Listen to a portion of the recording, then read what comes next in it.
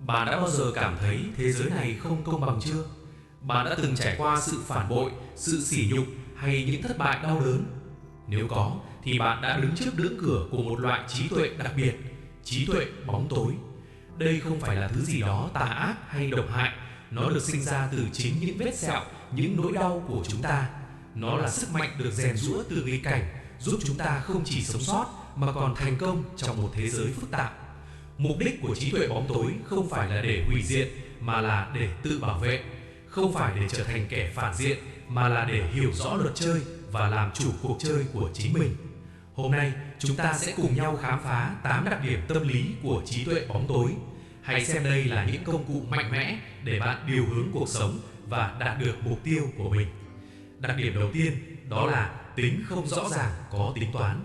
Đừng bao giờ tiết lộ hoàn toàn ý định của bạn. Hãy giống như một tảng băng trôi, chỉ để lộ phần nổi, còn phần chìm khổng lồ thì ẩn giấu. Trong công việc hay các mối quan hệ, bạn chỉ cần thể hiện những gì cần thiết để người khác tò mò và bị thu hút. Sự bí ẩn này tạo ra một lớp bảo vệ, khiến người khác phải đoán và cho bạn không gian để hành động một cách chiến lược. Khi họ không biết bạn đang nghĩ gì, họ sẽ không thể đoán trước được bước đi tiếp theo của bạn. Tiếp theo là nhân cách thích nghi. Đây không phải là giả tạo hay hai mặt, đây là nghệ thuật giao tiếp hiệu quả. Hãy tưởng tượng bạn có thể điều chỉnh cách nói chuyện, cử chỉ và phong thái để phù hợp với từng người bạn gặp. Với sếp, bạn chuyên nghiệp và tập trung. Với bạn bè, bạn thoải mái và hài hước. Với một người đang buồn, bạn đồng cảm và lắng nghe. Bạn vẫn giữ vững giá trị cốt lõi của mình, nhưng bạn thay đổi cách thể hiện để tạo ra sự kết nối tốt nhất. Điều này giúp bạn xây dựng được lòng tin và ảnh hưởng một cách tự nhiên. Đặc điểm thứ ba, một trong những điều mạnh mẽ nhất, đó là nguyên tắc tách rời. Đừng để bản thân bị trói buộc bởi bất kỳ mối quan hệ, cảm xúc hay ý kiến nào. Điều này nghe có vẻ lạnh lùng, nhưng thực ra nó mang lại sự tự do vô giá. Khi bạn không sợ mất mát, bạn có thể đưa ra quyết định một cách sáng suốt và khách quan. Bạn không hành động vì sợ hãi, vì muốn làm hài lòng ai đó, hay vì bị cảm xúc nhất thời chi phối. Bạn hành động vì đó là điều đúng đắn nhất cho mục tiêu dài hạn của mình. Sự tách rời này không có nghĩa là bạn không quan tâm, mà là bạn kiểm soát được cảm xúc của mình thay vì để chúng kiểm soát bạn. Đặc điểm thứ tư là đòn bẩy thầm lặng. Sức mạnh thực sự không đến từ việc la hét hay gây áp lực trực tiếp, nó đến từ sự hiện diện chiến lược, sự kiên nhẫn và việc tạo ra giá trị một cách âm thầm. Hãy nghĩ về một người trong nhóm luôn đưa ra những ý tưởng giá trị nhất mà không cần phải tranh cãi. Họ lắng nghe nhiều hơn nói và lời nói của họ có trọng lượng. Họ tạo ra ảnh hưởng bằng cách trở thành người không thể thiếu, người mà mọi người tìm đến để xin lời khuyên. Đó chính là đòn bẩy thầm lặng. Hãy tập trung vào việc xây dựng năng lực và giá trị của bản thân, rồi ảnh hưởng sẽ tự tìm đến bạn. Đặc điểm thứ năm, một kỹ thuật tâm lý tinh vi, đó là tiếng vang tâm lý. Kỹ thuật này đòi hỏi bạn phải thực sự lắng nghe và quan sát để hiểu được những nhu cầu, mong muốn và nỗi sợ sâu sắc nhất của người khác. Khi bạn trò chuyện với họ, hãy phản chiếu lại những điều đó. Ví dụ, nếu ai đó luôn lo lắng về sự an toàn, hãy cho họ thấy kế hoạch của bạn đảm bảo sự ổn định như thế nào.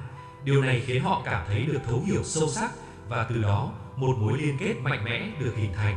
Bạn không thao túng họ, bạn chỉ đơn giản là nói ngôn ngữ của họ và điều đó tạo ra sự tin tưởng và ảnh hưởng vô cùng lớn. Đặc điểm thứ sáu và cũng là đặc điểm gây tranh cãi nhất, đó là đạo đức mơ hồ. Thế giới thực không phải lúc nào cũng trắng đen rõ ràng. Đôi khi một hành động trông có vẻ không đẹp mắt ở bề ngoài lại có thể dẫn đến một kết quả tốt hơn cho số đông. Ví dụ, một nhà lãnh đạo có thể phải đưa ra một quyết định khó khăn, hy sinh một lợi ích nhỏ để cứu cả một tập thể. Trí tuệ bóng tối hiểu được sự phức tạp này. Tuy nhiên, điều tối quan trọng là bạn phải có một ranh giới đạo đức cốt lõi không bao giờ được vượt qua. Bạn có thể linh hoạt trong chiến thuật, nhưng phải kiên định với nguyên tắc của mình. Đặc điểm thứ bảy là tiếp xúc có kiểm soát. Trong thời đại mà mọi người chia sẻ mọi thứ lên mạng xã hội, việc giữ lại một phần bí mật cho riêng mình lại trở thành một siêu năng lực. Đừng tiết lộ tất cả mọi thứ về bản thân, về kế hoạch hay cảm xúc của bạn. Hãy chia sẻ thông tin một cách chiến lược. Mỗi lần bạn hé lộ một chút gì đó, nó sẽ tạo ra sự tò mò và khiến người khác muốn biết thêm. Điều này cho phép bạn kiểm soát cách người khác nhìn nhận bạn, xây dựng một hình ảnh mà bạn mong muốn thay vì để họ tự suy diễn. Và cuối cùng, đặc điểm thứ 8, ám ảnh kết quả. Người sở hữu trí tuệ bóng tối không lãng phí thời gian và năng lượng vào những cuộc tranh cãi vô bổ hay cố gắng chứng tỏ bản thân. Họ chỉ tập trung vào một thứ duy nhất, đó là kết quả. Họ sẵn sàng thua một trận chiến nhỏ để thắng cả một cuộc chiến lớn. Họ sử dụng một thứ gọi là sự lười biếng chiến lược, nghĩa là chỉ làm những việc thực sự quan trọng và mang lại hiệu quả cao nhất, bỏ qua những thứ râu ria.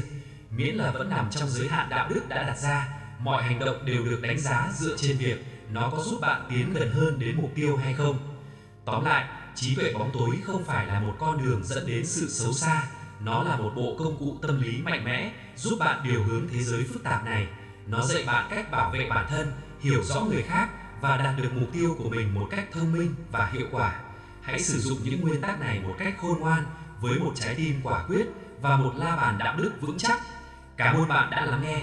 Nếu bạn thấy video này hữu ích, đừng quên nhấn like, share và đăng ký kênh để không bỏ lỡ những nội dung thú vị sắp tới nhé. Xin chào và hẹn gặp lại.